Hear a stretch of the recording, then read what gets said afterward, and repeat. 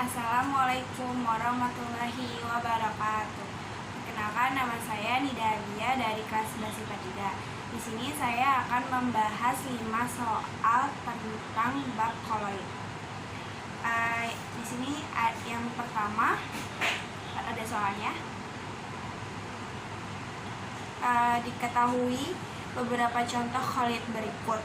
Pertama, parfum semprot. 2. Es krim. 3. Nasi. 4. Air lumpur. 5. Gelas warna. Dan pertanyaannya, tentukan nama koloid, medium pendispersinya, dan fase terdispersinya. Kalau yang pertama itu kalian harus tahu apa medium pendispersi sama fase terdispersi. Kalau medium pendispersi itu biasanya yang bisa dilihat sama mata kita. Misalnya kayak contohnya ini, misalnya yang pertama ini kan parfum semprot. Kalau parfum semprot, medium terdispersinya gas, fase terdispersinya cair, dan namanya itu aerosol cair. Terus yang kedua itu es krim. Es krim itu media pendispersinya itu cair, dan fase terdispersinya cair juga. Dan nama koloidnya itu emulsi cair. Yang ketiga itu nasi. Nasi itu medium terdispersinya itu atau yang kita lihatnya itu padat, tapi fase terdispersinya atau yang di dalamnya itu sebenarnya cair. Nah, nama koloidnya itu emulsi padat. Yang keempat itu kan air lumpur. Air lumpur itu medium pendispersinya cair, fase terdispersinya padat, namanya itu sol atau gel. Yang kelima itu gelas warna. Gelas warna itu namanya medium pendispersinya padat, fase terdispersinya padat, namanya itu sol padat. Jadi di mana kalian bisa tahu nama-namanya itu memang sudah ada susunan sistem dari koloidnya. Jadi kalau misalnya medium pendispersinya gas, fase terdispersinya cair, berarti namanya memang aerosol cair. Begitupun yang lainnya. Soal yang kedua itu sebutkan contoh peristiwa koagulasi. Contoh koagulasi itu sebenarnya ada banyak.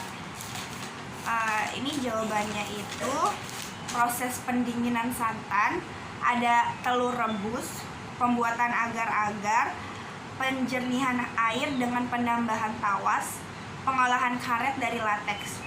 Nah, ini kenapa bisa disebut dengan proses koagulasi? Contohnya kayak tadi telur rebus. Kalau proses koagulasi itu kan dari definisinya sendiri itu penggumpalan. Jadi kalau telur rebus awalnya dia berbentuk cair, tapi setelah dipanaskan atau dimasak, dia nanti akan menggumpal dan menjadi padat. Itu namanya proses koagulasi.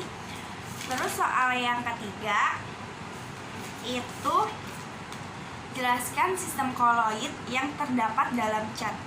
Kalau yang terdapat dalam cat itu medium pendispersinya itu cair, tapi fase terdispersinya padat. Jadi yang kita lihat itu bentuknya itu cair, tapi nanti pas udah dicat ke temboknya itu nanti akan berubah jadi padat.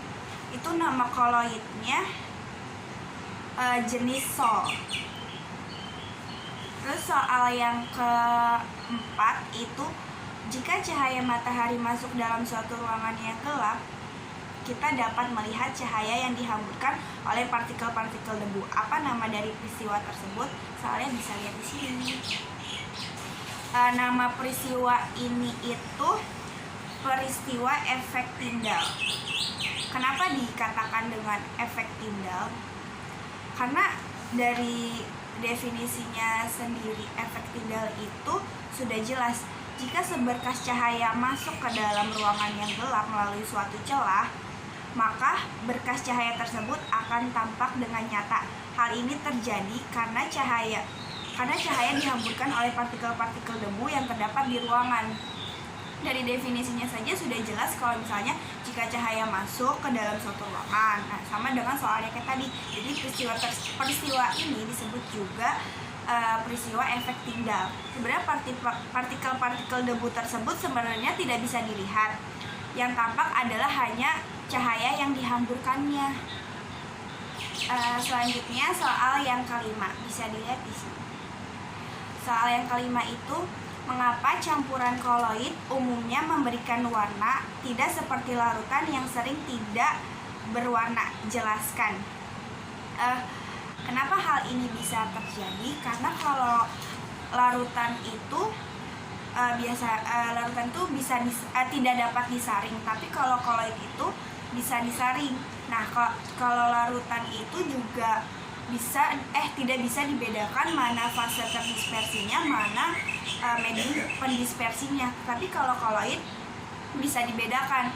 Terus kalau secara fisik, larutan itu jernih dan koloid itu biasanya nggak jernih. Nah, dengan adanya perbedaan-perbedaan tersebut dapat disimpulkan kalau misalnya larutan itu tidak dapat memberikan warna, tapi koloid bisa memberikan warna.